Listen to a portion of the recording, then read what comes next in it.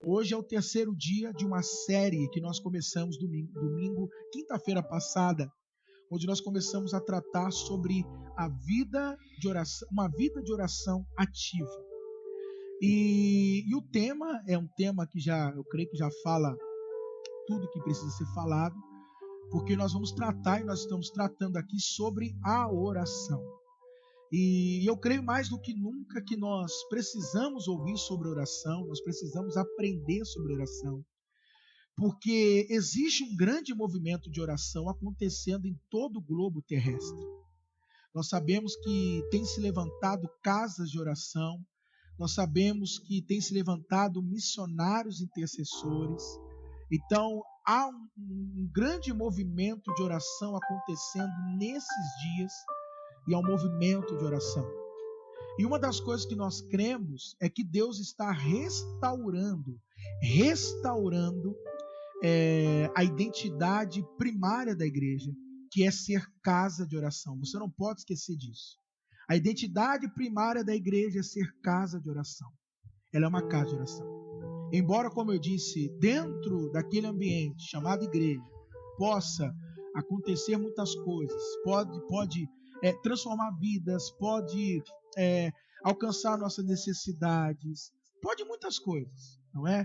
Desde necessidades até intenções sadias e até, eu digo assim, legais, como também outras necessidades que não são necessidades assim tão sadias e que, na verdade, ao invés de trazer algum benefício, traz malefício. Mas antes de qualquer coisa que as pessoas possam buscar dentro de uma igreja, nós precisamos entender qual é o propósito primário ou o propósito original da igreja. E isso nós tratamos aqui no primeiro episódio dessa série, onde nós falamos sobre a identidade da igreja. E a identidade da igreja é casa de oração. Por isso que aqui na nossa igreja, da onde eu falo, aqui no Soberana, na cidade Soberana, nós começamos a partir do ano passado a enfatizar muito a oração. Começamos a trazer aqui semanas de oração. Nós começamos o ano na nossa igreja com 12 dias de oração. Nós fizemos aqui escolas de oração. E mais do que nunca nós precisamos dar continuidade a isso, enfatizando a oração, até porque a oração é uma das colunas da igreja. Então, é muito importante nesse momento, e esse é o momento ideal, eu creio, um momento propício, porque nós estamos vivendo no meio de uma pandemia que tem aí pegado o mundo todo, estamos no meio de uma quarentena, e como nós tratamos no primeiro episódio, a igreja que estava reunida na casa de Maria, que era a mãe de João Marcos, eles estavam ali orando pela vida do apóstolo Pedro. Então, onde nós estamos agora reunidos? Nas nossas casas. Agora, a igreja deixa de ser igreja? É lógico que não. A igreja continua sendo igreja, a igreja continua atuando nas regiões celestiais mais do que nunca. E se nós quisermos aprender a como nos movimentar, nós devemos aprender sobre oração. Porque é através da oração que nós nos movimentamos nas regiões celestiais. É através da oração que a igreja ela não fica parada, ela não fica estagnada. Ainda que a igreja esteja parada fisicamente, mas espiritualmente, a igreja ela está acessando outras realidades.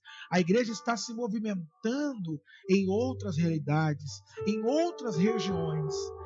É uma coisa muito interessante. Se nós quisermos agora, nós podemos nos movimentar para o Japão, por exemplo. Nós estamos aqui no Brasil e a gente pode ir para o Japão. Simplesmente fechar os nossos olhos, pensar agora e começar a declarar e orar sobre o Japão. Pronto, nós já estamos lá.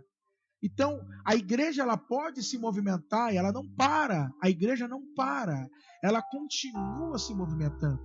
E uma das coisas até sobre oração que o Senhor me ensinou nesse ano é que eu achei muito interessante isso. Deixa eu ver se eu pego aqui para você ver o entendimento. É que você e eu, nós como igreja, nunca pisaremos em lugar que nós ainda não pisamos em oração. Por isso que a oração ela tem uma eficácia e ela precisa fazer parte da nossa vida. Porque nós só vamos pisar em lugares que em oração nós já pisamos. Você já observou que em oração você pode ter encontros que você ainda não teve? Quando a gente fala para alguém assim, ó, eu queria tanto perdoar fulano, ou eu queria tanto a mudança disso, ou aqui, sei lá, alguma coisa, e você apresenta isso em oração antes. E quer dizer, o encontro com aquela pessoa já aconteceu antes de você realmente se encontrar com ela. Olha que coisa interessante. Então a igreja precisa entender que quando ela é uma igreja orante, vou usar esse termo, tá? Uma igreja orante, é uma igreja que não está parada mais do que nunca, é uma igreja que está se movimentando, é uma igreja que continua agindo. Então, nós começamos a falar sobre a vida de oração ativa nesse período, porque cremos que é um momento propício para isso, para que a gente possa fortalecer a nossa vida de oração.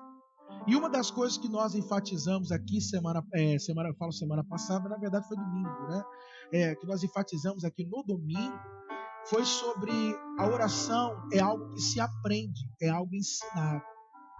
E por isso que muitas pessoas elas acabam fracassando em suas vidas de oração, porque elas não foram ensinadas a orar. A oração é algo que você aprende, é algo que alguém te ensina, é algo que alguém te instrui. E o dia que eu tive esse entendimento foi fantástico, porque lá em Lucas capítulo 11, diz que os discípulos pediram para Jesus ensiná-los a orar. Então você vê que a oração é algo que se ensina e que era muito comum isso, porque diz que também João Batista ensinou os discípulos dele a orar. E por incrível que pareça, parece que nós achamos que não há uma necessidade de orar. Logo, o que surge, a questão que surge? Se a oração é algo que é ensinado, nós temos que trazer a seguinte questão: será que nós sabemos orar? Será que nós fomos ensinados a orar? Porque se a oração é algo que se ensina, logo, você sabe orar? Você aprendeu a orar? Você, quando ora, você aplica os princípios? Você, quando ora, você ora fluindo no Espírito? Ou você simplesmente acha que é fechar os olhos e sair falando um monte de coisa? Então observe, isso eu creio que o que nós falamos no domingo é a parte mais importante de tudo que nós vamos começar a tratar daqui para frente. Porque se você não entender que a oração é algo que é ensinado, então a coisa começa a complicar, porque você não está aberto para aprender, logo você não cresce. Eu estava até conversando com um pastor, e ele conversando comigo, e ele me disse isso. Ele falou: olha, eu vou te falar uma coisa. Eu não tinha me atentado para isso. Que realmente, né, a gente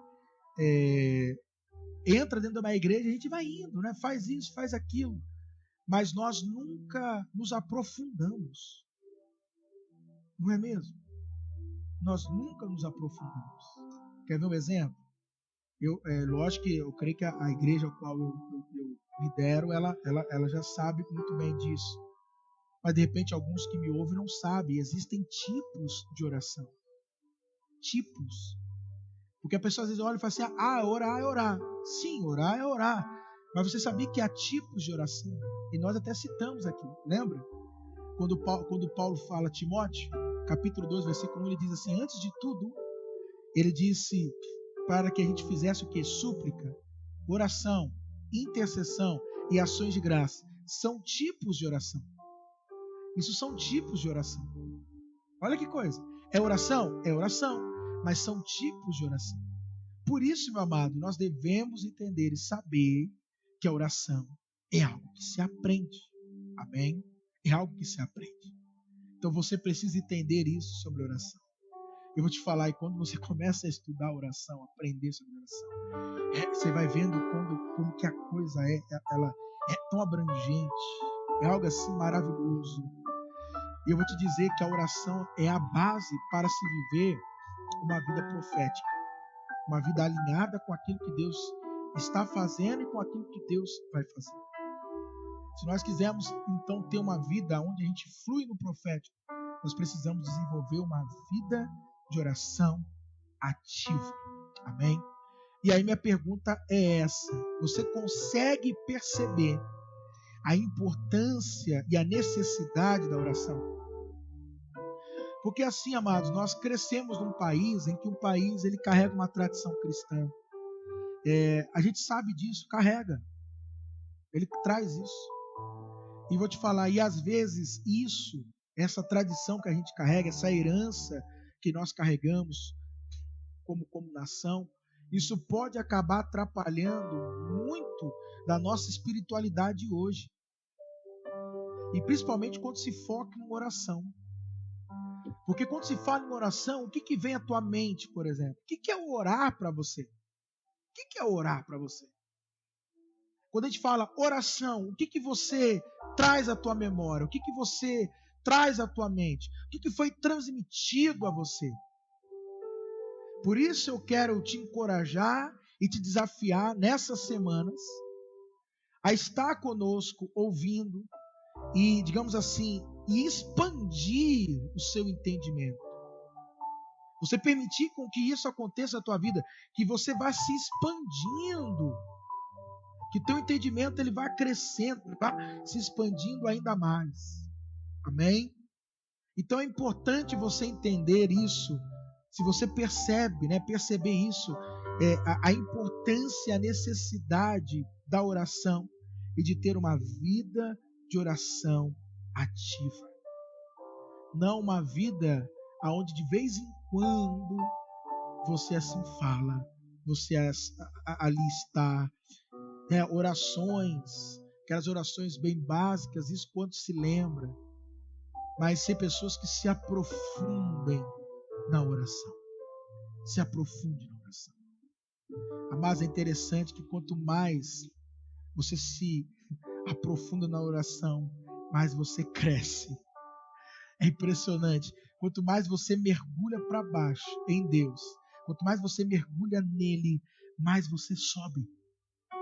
Você já percebeu que pessoas, vamos falar no nosso meio, na igreja, pessoas que de repente alcançaram uma certa eminência, um certo destaque. Uma coisa que eu acho muito interessante é que eles comentam muito sobre vida de oração.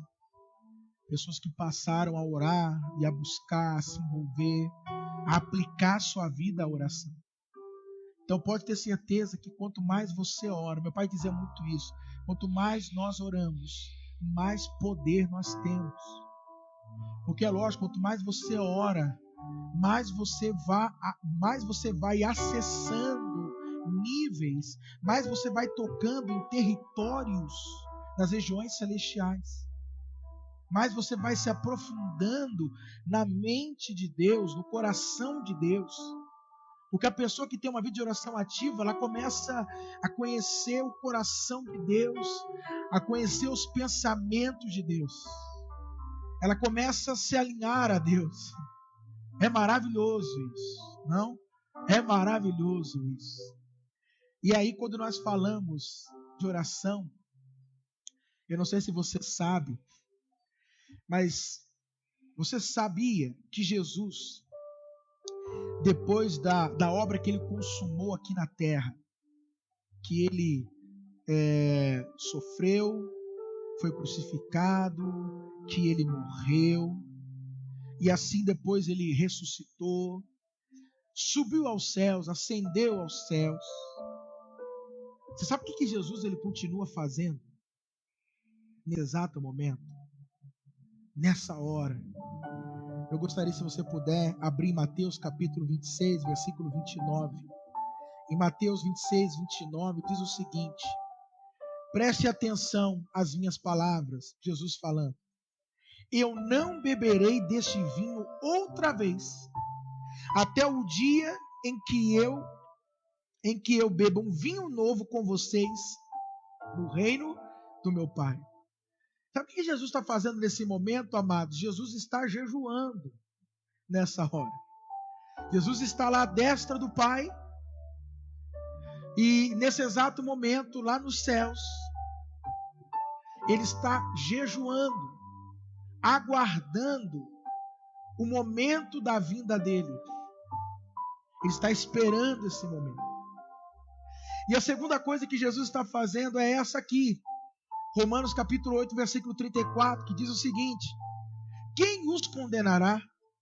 Foi Cristo Jesus que morreu, e mais, ele ressuscitou dentre os mortos, e está à direita de Deus, e também intercede, ou seja, ora ao nosso favor. Então o que Jesus está fazendo? Jesus está jejuando e Jesus está orando. Aí eu pergunto para você, você acha que céu é um lugar onde de repente haveria necessidade de alguém estar orando e jejuando? O que você me responde, hein? Pensa bem, alguém que está do lado de Deus, presta atenção, alguém que está do lado de Deus, hein?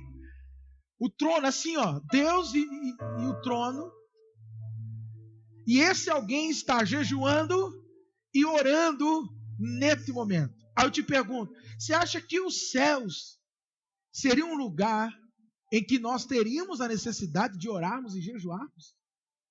Amados, é o que Jesus está fazendo neste momento. Aí eu quero te perguntar, e aí, a oração é importante ou não é? Porque se a oração é algo que o Cristo ressurreto está fazendo nesse momento, meu Deus do céu! Então a igreja, que é o corpo dele, deve estar fazendo o que nesse momento? Hein? Se o Cristo ressurreto nesta hora está jejuando e orando, a igreja dele, o corpo de Cristo, deve estar fazendo o que nesta hora? Porque o corpo precisa estar alinhado ao cabeça, a cabeça do corpo. Amém? Se a cabeça vira para a direita, a tendência do corpo é seguir na direção em que a cabeça está virando. Ok? Se não é mula sem cabeça, né? E imagina alguém sem cabeça, ele vai para qualquer direção. Então, a direção que nós recebemos é jejuando e orando neste momento. A igreja, como ela deve estar nessa hora? E aí a pergunta que eu faço: a oração é importante ou não é importante? Hein? Por isso, amados, que nós temos que nos atentar para a oração, igreja. Quando você lê lá em Atos capítulo 6, no momento em que a diaconia foi instituída, um dos argumentos que os apóstolos trouxeram é: nós não podemos deixar a mesa, nós não podemos servir a mesa e deixar do quê? De nos dedicarmos ao ministério da palavra e à oração. Olha que coisa. O que eu quero, sabe assim, é resgatar isso na igreja, amados. Nós como igreja precisamos resgatar isso. A importância da oração. A igreja tem que entender que a oração é algo vital. Vital para ela. Para que ela seja uma igreja saudável, para que ela seja igreja de fato, ela precisa entender que a oração é algo vital para a vida dela. Amém? Abra, por favor, em Mateus capítulo 7, versículo 24 até o 27. Nós vamos falar aqui sobre a oração. Vamos entrar no que nós vamos tratar aqui hoje. Hoje eu quero falar sobre um fundamento. Hoje nós vamos falar sobre isso. Um fundamento. Mateus capítulo 7, versículo 24 ao 27. Diz assim: assim, todo aquele, olha só que coisa, todo aquele que ouve. Então Jesus está dizendo o seguinte: não há acepção. Qualquer uma pessoa que ouvir. E uma das coisas que Deus ministrou muito e fala muito, amado, quando eu vejo isso na Bíblia, ouvir, isso mexe muito comigo, porque a minha vida começou a mudar quando eu entendi a importância de ouvir. Quando eu compreendi a importância de ouvir, o que ouvir gera. E se você observar, quando você lê a Bíblia, o que mais se fala é isso, não é? O que mais se trata é sobre o quê? Sobre ouvir, sobre estar ouvindo. Ouvir, se hoje ouvires a voz, assim por diante, né? Como Deus diz. Então está dizendo assim, ó, todo aquele que ouve estas minhas palavras e as pratica, será comparado a um homem sábio que construiu a sua casa sobre a rocha, e caiu a chuva, vieram as enchentes, sopraram os ventos e bateram com violência contra aquela casa, mas ela não caiu, pois tinha os seus alicerces na rocha. Pois todo aquele que ouve estas minhas palavras e não as pratica é como um insensato que construiu a sua casa sobre a areia, e caiu a chuva, vieram as enchentes, sopraram os ventos e bateram com violência contra aquela casa, e ela desabou. Ou seja, e a casa caiu. E grande foi a sua ruína. Aqui em Mateus capítulo 7, no finzinho de todo o Sermão do Monte, como é colocado e destacado, Mateus 5, 6, e esse é o finalzinho do Sermão do Monte, que começa no capítulo 5 de Mateus, e Jesus conclui aquele sermão dizendo isso, falando sobre fundamentos. É isso que Jesus está falando, sobre os fundamentos, sobre alicerces. E neste momento Jesus começa então a tratar sobre a importância de ter uma vida muito bem fundamentada. É sobre isso que Jesus está dizendo.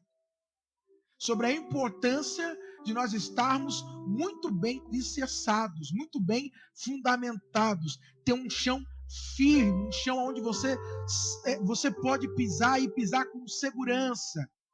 Não é algo que te traz uma instabilidade, não é algo que te traz um temor, uma vulnerabilidade. Não, não. Você sabe aonde você está pisando. Você sabe aonde você está colocando os seus pés. Então Jesus está falando, amados, a importância de nós termos uma vida fundamentada, uma vida bem firmada. E aí, o que é fundamento? Naquilo que Jesus está passando dentro do entendimento que ele está trazendo lá de Mateus 5, 6 e 7. Ele está falando sobre os fundamentos, mas o que é o fundamento? O fundamento é tudo aquilo que não vemos, mas que sustenta tudo aquilo que se vê. O que é fundamento? Fundamento é tudo aquilo que não se vê, mas se sustenta tudo o que se vê. Imagina uma casa, imagina um prédio, isso construído. Isso é uma das coisas que o pastor Jaime, eu me lembro, quando eu estava começando o ministério, ele falava muito para nós. Ele usava muito exemplo para nós sobre o Banco Banespa, que tem ali na região central de São Paulo. E ele dizia, vocês estão vendo aquele prédio, é grande, não é? Vocês estão vendo aquele prédio, como ele é enorme, como ele se destaca, como ele se sobressai aos outros prédios. Mas ele perguntava para nós, mas vocês conseguem ver o alicerce daquele prédio? Os fundamentos daquele prédio? E a gente dizia, não. Então eu me lembro que ele dizia para nós, se vocês querem crescer, é necessário que primeiro vocês desçam para depois subir. Vocês precisam ter uma vida muito bem estruturada, uma vida muito bem alicerçada, uma vida muito bem fundamentada, para que então vocês possam crescer. E o que é interessante? Você olha aquele prédio, não é? Você olha uma casa, você vê um prédio, você fala, olha que coisa linda. Mas, amados, nós não temos noção do que de fato está sustentando aquele prédio.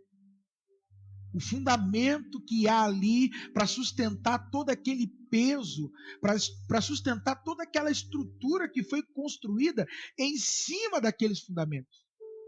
Então, o que é um fundamento? Fundamento é tudo aquilo que a gente não vê, que nós não enxergamos, mas que sustenta tudo aquilo que se vê. Amém? No Sermão do Monte, Jesus fala de coisas que são subjetivas. Não sei se você notou isso.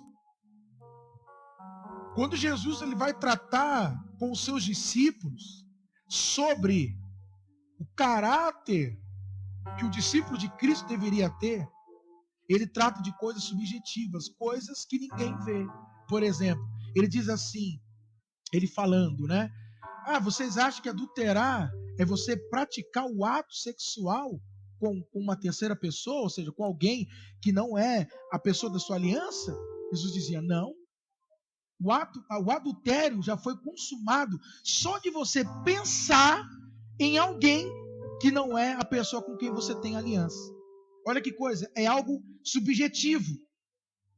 É algo que ninguém está vendo, porque ninguém vê que passa na cabeça de alguém, ninguém sabe o que passa no coração de alguém. Só que Jesus diz: a vida que vocês precisam compreender e a vida no qual eu quero que vocês vivam, ela será estruturada dentro de fundamentos. Só que esses fundamentos, eles precisam começar a acontecer e a serem estruturados, a serem construídos dentro de vocês.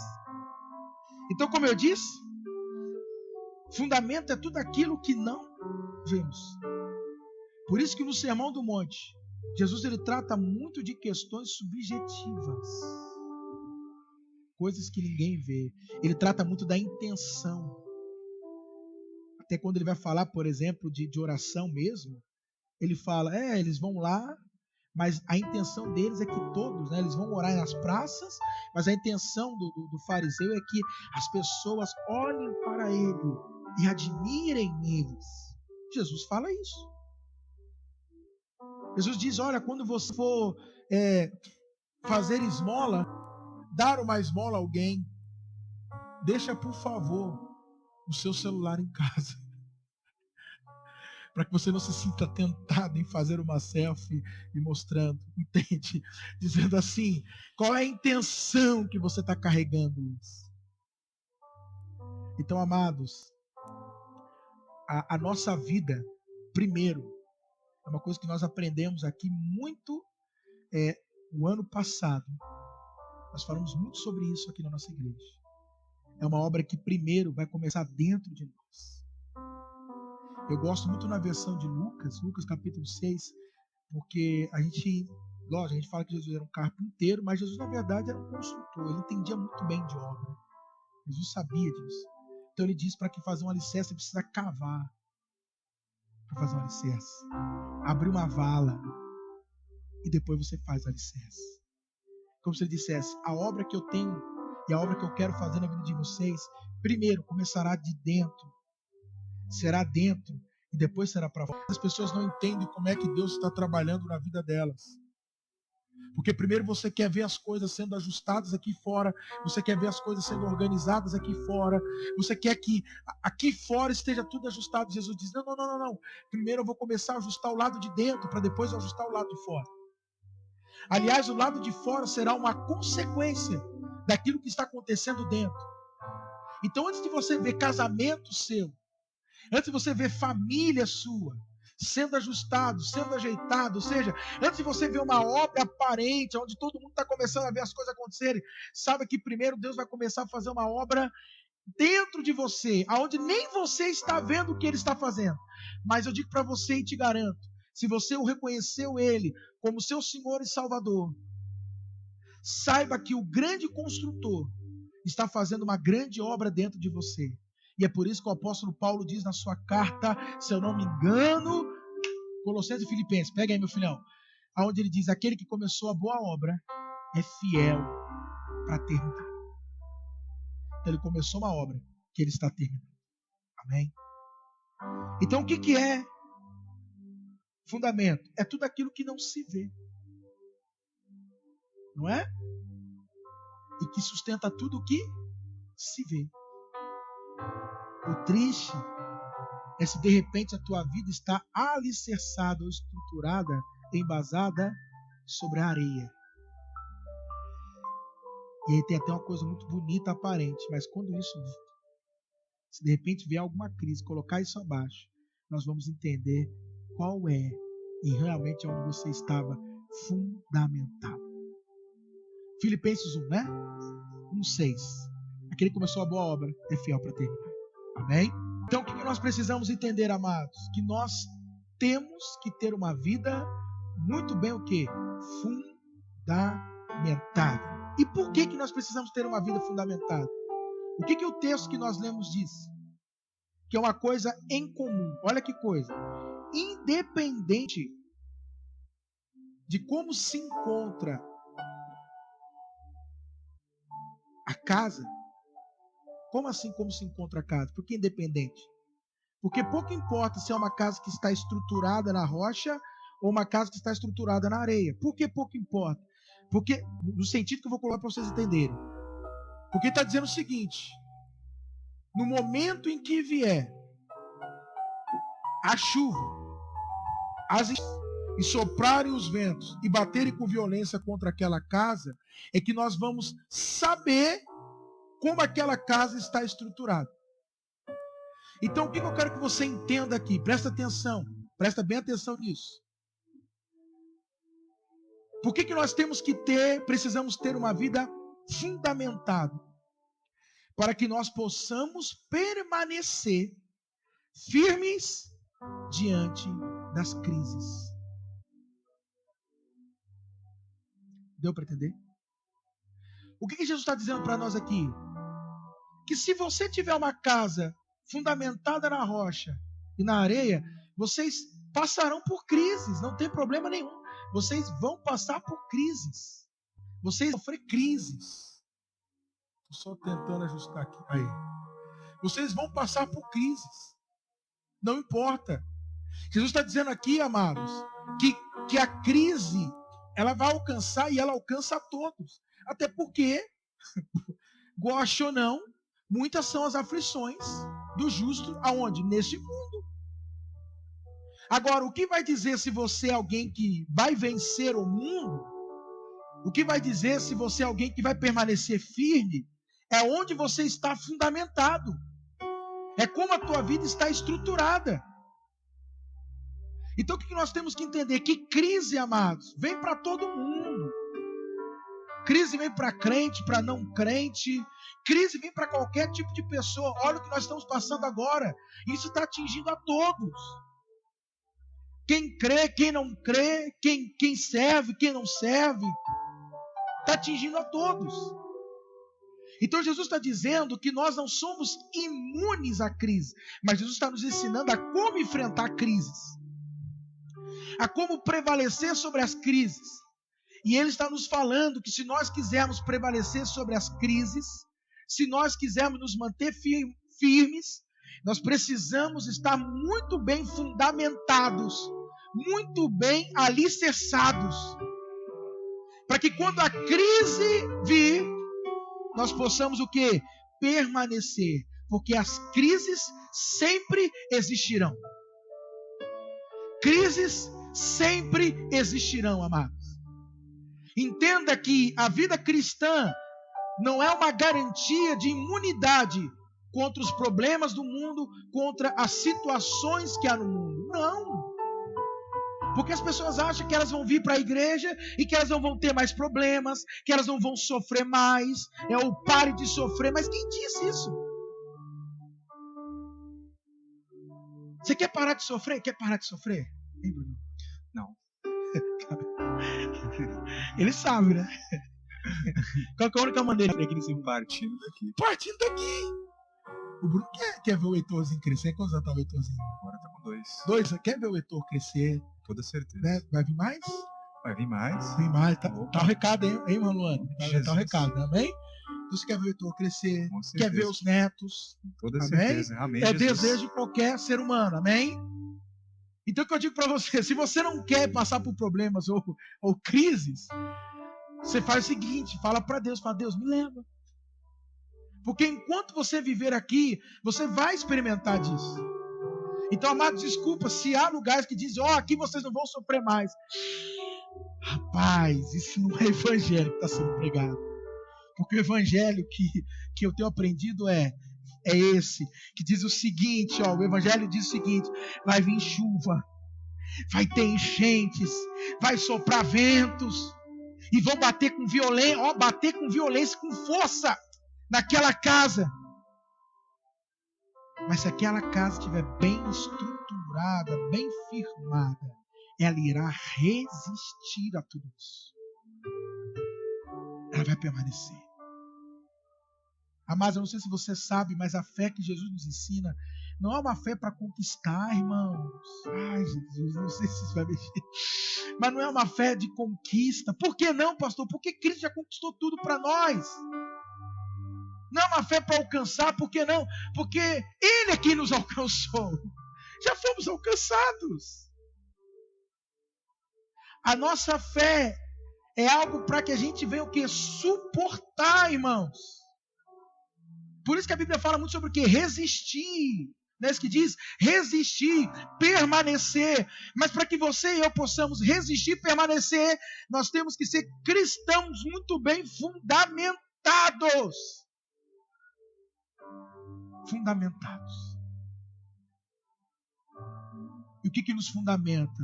É a palavra dele. Ouvir a palavra dele, ouvir a palavra dele, ouvir a palavra dele. Para que nós possamos permanecer.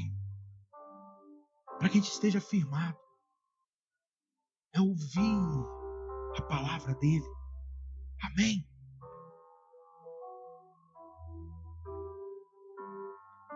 Crises sempre existirão. A questão é, você está preparado para enfrentá-las? Você está bem fundamentado para enfrentá-las? Bem. E aí você diz, pastor, como é que eu faço para ter uma vida fundamentada? Né? Hein, pastor Dalton? O que eu faço para ter uma vida fundamentada? Para a gente ter uma vida fundamentada, vou te falar, é uma revelação enorme, assim, ó, grande revelação. Precisamos ver o que é fundamental. Simples assim. Como é que eu tenho uma vida fundamentada? Precisa ver o que é fundamental. E nós estamos num tempo, esse tempo que a gente está passando, esse período, que é um período que a gente está avaliando muito isso, o que é fundamental e o que não é, o que é essencial e o que não é essencial.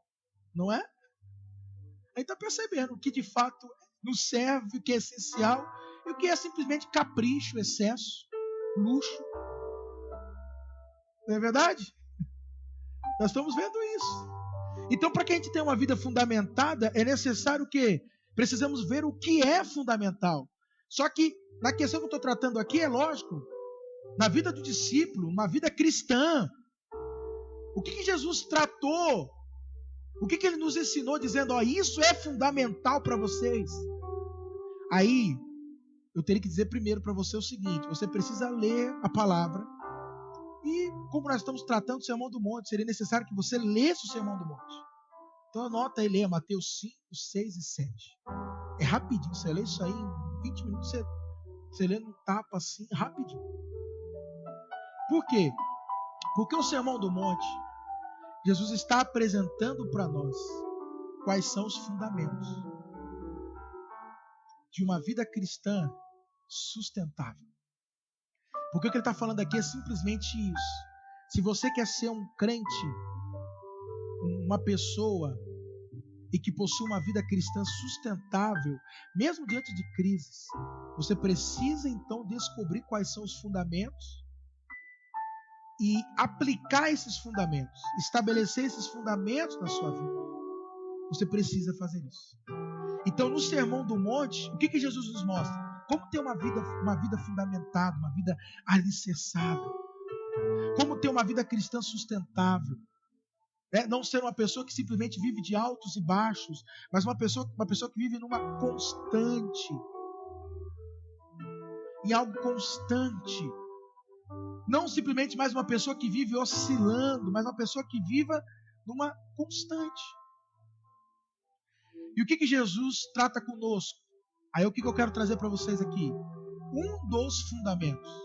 Não é o único, mas um dos fundamentos. E o que é interessante? É que esse fundamento que Jesus ele traz para nós no Sermão do Monte, 2 vezes ele trata sobre esse fundamento. Em todo o Sermão do Monte, Jesus então ele trata 2 vezes sobre esse fundamento. Então a primeira vez que Jesus citou isso no Sermão do Monte, Mateus capítulo 6, do verso 5 ao 13. 6, 5 ao 13. Mateus 6, 5 ao 13. Está escrito assim: e quando orares, como já dissemos aqui, Jesus está dizendo quando, não se. Não é uma opção.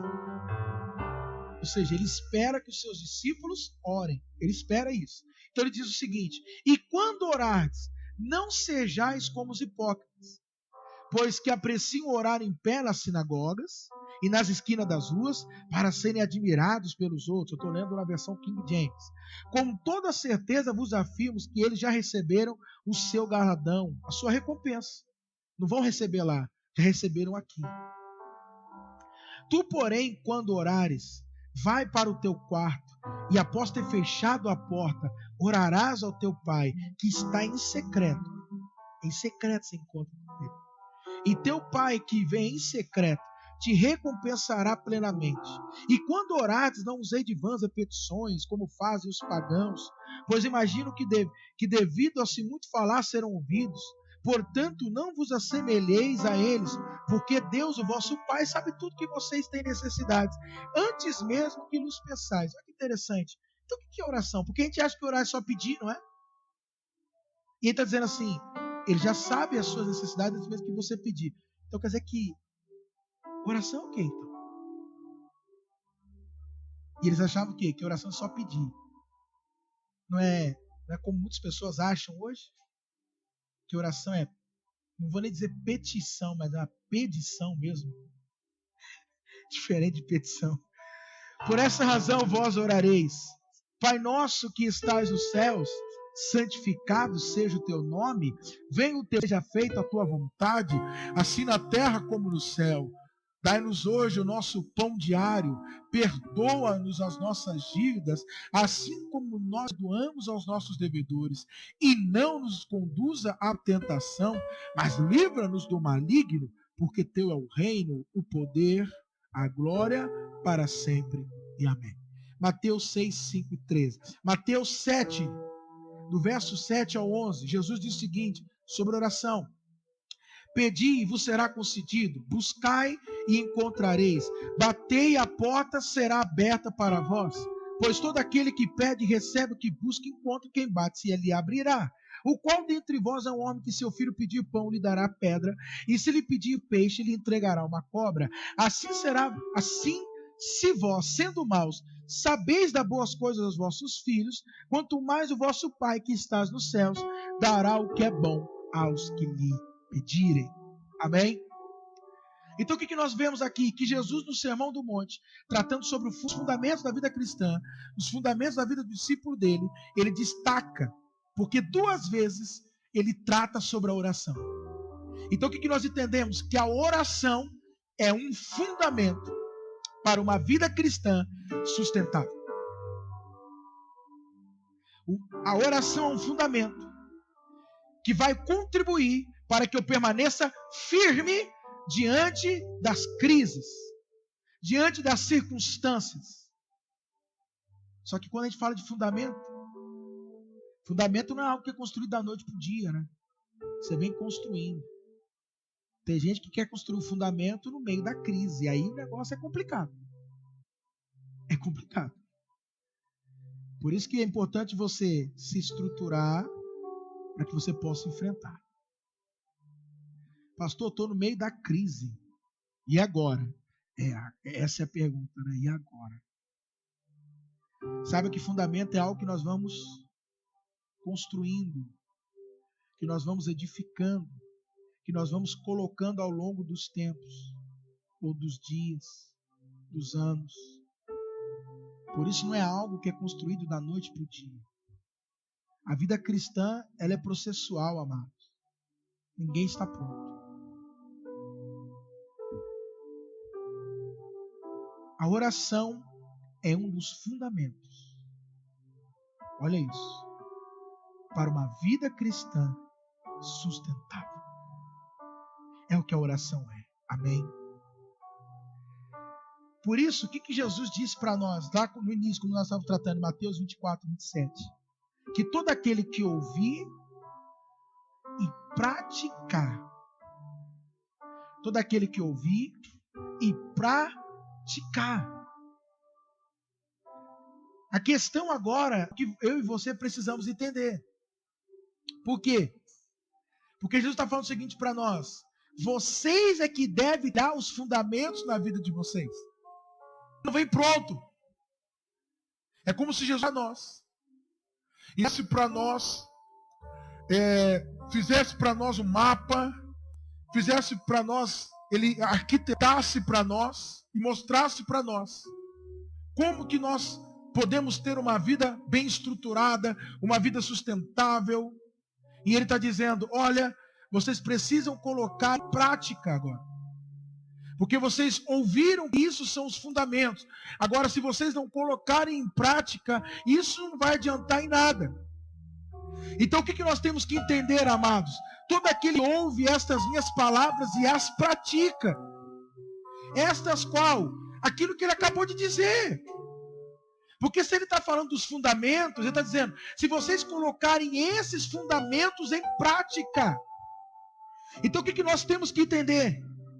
Que na medida que nós praticamos os fundamentos, colocamos os fundamentos em prática, nós vamos alicerçando as nossas vidas. Nós vamos criando uma base para as nossas vidas. E isso é pessoal, porque está dizendo, é todo aquele. Está dizendo, vai de pessoa para pessoa. Então não adianta você chegar e falar, ora por mim. Tudo bem, a gente pode até orar. Mas, amados, o desejo do Senhor é que cada um dos seus filhos, o desejo de Cristo é que cada um dos seus discípulos desenvolva uma vida de oração pessoal. Porque isso vai ser determinante para você como indivíduo, como discípulo de Cristo. Isso vai ser determinante para que você se mantenha firme, se mantenha de pé. Então, você diz, como é que eu faço para ter uma vida fundamentada? Como que eu faço para ter uma vida, sabe, bem alicerçada, que venha suportar as crises, que venha suportar o impacto que esse mundo traz, que esse mundo causa? O que eu faço? E eu vou dizer para você, pratique. Coloque em prática os fundamentos. Coloque em prática os fundamentos. Porque na medida em que você pratica os fundamentos, que você vai trabalhando os fundamentos, você então vai alicerçando a sua vida. Você vai fundamentando a sua vida. Nossa, mas é só isso? Amados, o evangelho é simples, é a gente que complica. Jesus veio para descomplicar. Na realidade foi isso, não foi? Jesus veio para simplificar. Chegaram para ele e perguntaram, e aí? Tem que praticar os 613 mandamentos ou tem mandamentos mais importantes? Jesus falou o seguinte, olha, vamos simplificar? Ame a Deus e ame o próximo. Pronto, simplificou. Não simplificou? Olha como que Jesus fez para nós, amado. Presta atenção, ele simplificou a coisa. Nós tínhamos que trazer animais, sacrificar e aquela coisa toda. Falou, pronto, vamos simplificar, pronto. Eu dou a minha vida, acaba com isso e acabou. Ele veio para simplificar. Perguntava para ele onde é que se adora, é lá em Jerusalém, Israel, ou é em Gerizim? Jesus disse, é o seguinte, a hora vem, a hora é agora. Quem estiver em espírito e em verdade, naquele momento, se constrói um templo, se constrói uma catedral. Pronto, o Senhor já se faz presente. Ele veio simplificar. Ele está dizendo, pratique a minha palavra, viva os meus fundamentos, e você terá uma vida muito bem o quê? Jesus está nos ensinando isso, a ter uma estrutura para poder suportar. Amém? É isso que ele está nos ensinando. A ter uma estrutura para poder suportar. O que eu acho interessante é que Jesus é alguém que ele não era só de falar. Atos, quando começa a ser escrito o livro dos Atos, o autor, que foi Lucas, ele diz assim, sobre aquilo que Jesus ensinava e fazia. Então Jesus não era só alguém que falava, faz isso e aquilo. Não, ele fez. Então se você quer respaldar o que você ensina, Você precisa viver o que você ensina. Simples assim. Isso te respalda. Amém? Ainda que aquilo seja verdade o que você está dizendo. É interessante que quando Jesus ele fala lá em Mateus 23 sobre os ai, né? O ai. É uma coisa interessante, ele começa dizendo, falando assim: façam o que eles falam, mas não façam o que eles fazem. Você vê que Jesus não anulou o que eles falavam, mas simplesmente dizia o seguinte: só não siga o exemplo deles. O que eles falam é verdade. Porque às vezes nós somos assim, né? Porque se uma verdade está saindo da boca de alguém que tem uma vida que não é com aquela verdade, a gente acaba jogando tudo no lixo. Não, e não é bem assim também não, amados. Você não pode desqualificar algo por conta daquilo que as pessoas têm feito. Se algo é verdade, Jesus diz, diga a verdade. É até uma questão de inteligência. Simples. Mas o que é interessante em Cristo é que Cristo foi alguém que ele teve uma vida de oração ativa. Amém? Ele teve. Aí, o que eu quero trazer aqui para vocês? É que eu cataloguei, digamos assim, alguns versículos no Evangelho de Lucas, não foi nem todos os evangelhos, mas que destacam a vida de oração. Aí, se você quiser anotar depois, você pode. Se você quiser ir anotando depois ler, você pode. Depois, se quiser também pegar para ouvir, você pode. Mas Jesus é alguém que teve uma vida fundamentada em oração. Olha aqui, ó, Lucas capítulo 3, versículo 21, 22. E ocorreu que quando todo o povo estava sendo batizado, da mesma maneira Jesus o foi. E no momento em que ele estava orando, olha só, orando, o céu se abriu e o Espírito Santo desceu sobre ele de forma corporal, como uma pomba, e do céu surgiu uma voz: Tu és meu filho amado e em ti me agrado. Olha o que a oração fez, rompeu os céus. Amém? Rompeu com os céus, o Espírito se manifesta e ele ouve Deus. Lucas capítulo 4, versículo 42 diz: E ao raiar do dia, Jesus foi para um lugar solitário, de outro lado.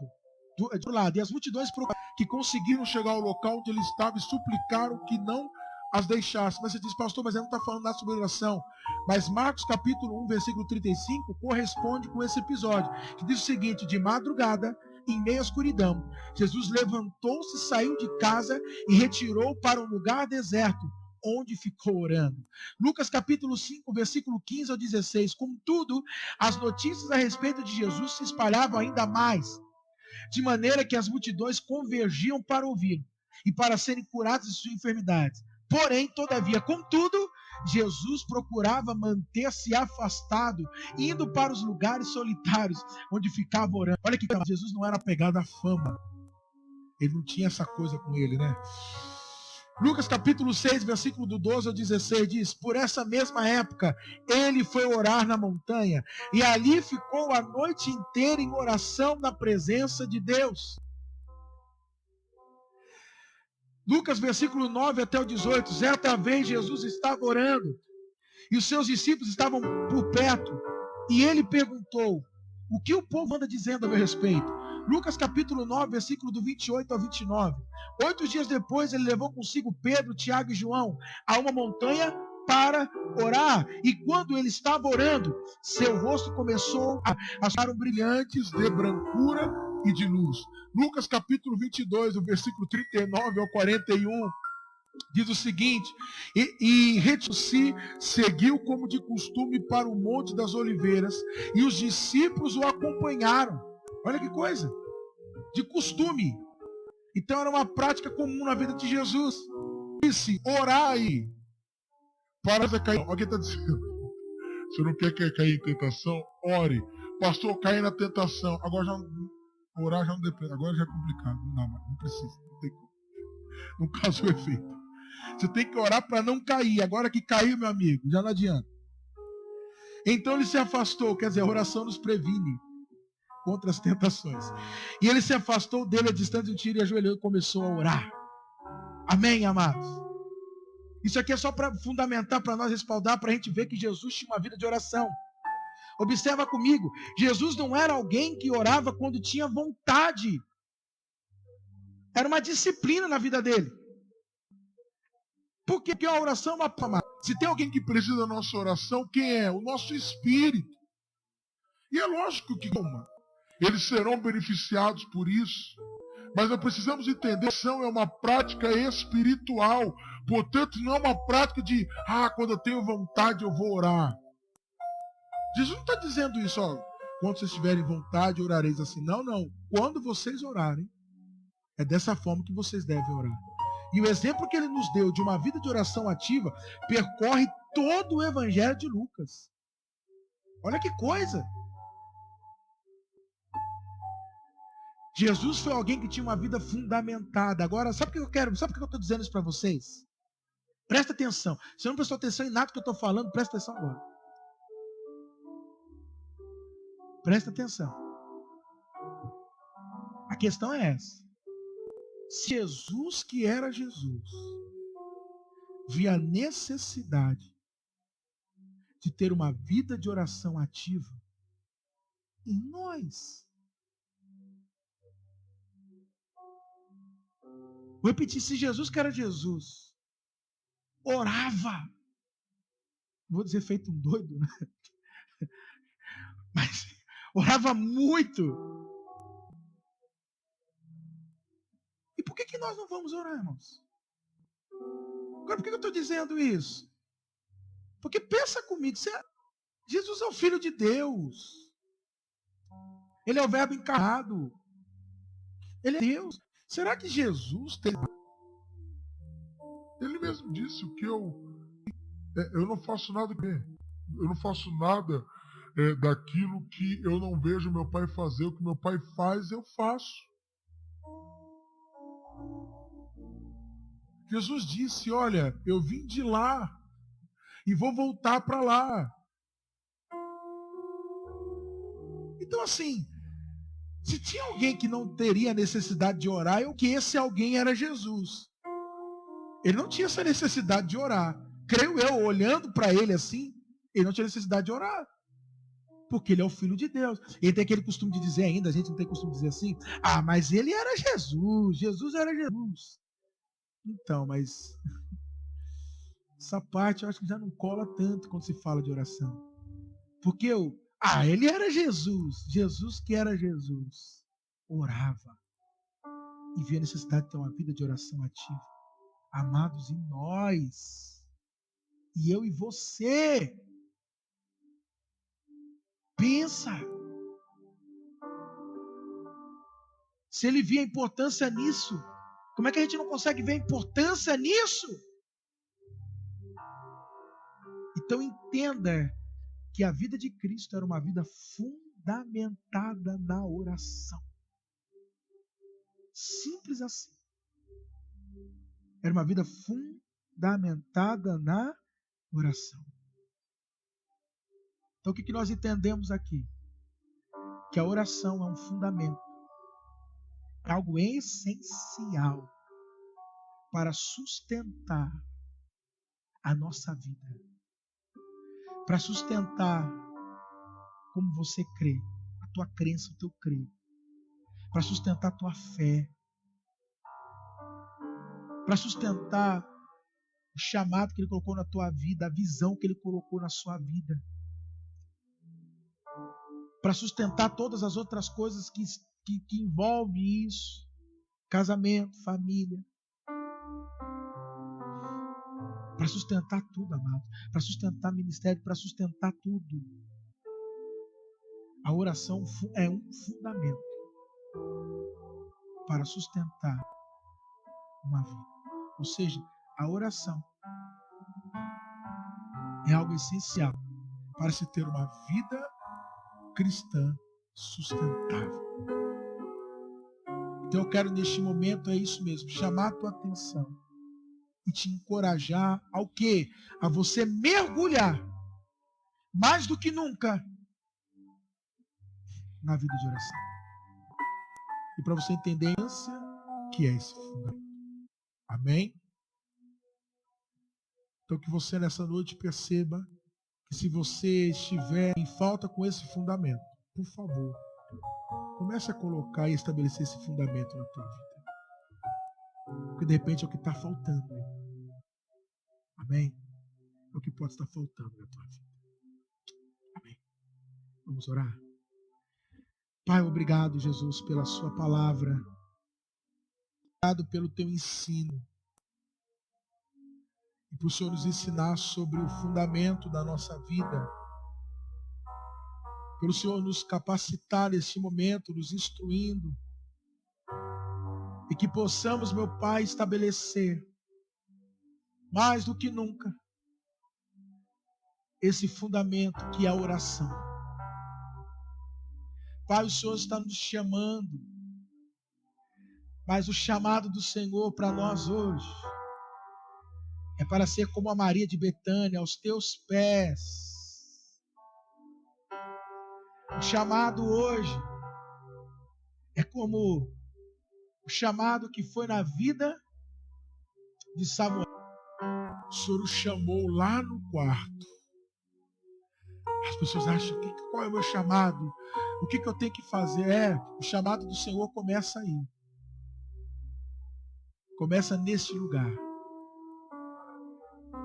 Lá no quarto de oração. Ou na sala de oração. Não importa o lugar. Mas é o secreto. É onde Ele está nos chamando. É aí que começa o chamado dele. É nesse lugar. É o voltar para Ele. É o voltar-se para Ele. Oh, Jesus. Eu creio que a mesma frase, a mesma palavra que Deus falou para Adão. Onde estás, Adão? É o que Ele fala para alguns de nós. E Ele diz, onde estás? Porque Ele tem vindo todo dia ao secreto e você não está lá. Ele vai ao secreto e ali Ele te espera, mas você não aparece. E a mesma pergunta que Ele faz é essa. Aonde você está? Que eu estou te esperando. Senhor, derrama sobre nós um espírito de súplica e de oração. Inicie, meu Deus, ou alargue esse movimento de oração. Expanda ainda mais esse movimento de oração que tem acontecido em várias partes desse mundo. Mas que eu creio que o Senhor está expandindo ainda mais esse movimento de oração. Oh, Espírito Santo de Deus, despertando-nos. Então desperta, Pai. Desperta a sua igreja. Desperta a sua igreja a orar. Desperta a sua igreja, Deus. Em nome do Senhor, Pai. Nós te agradecemos, Deus. Muito obrigado, Jesus.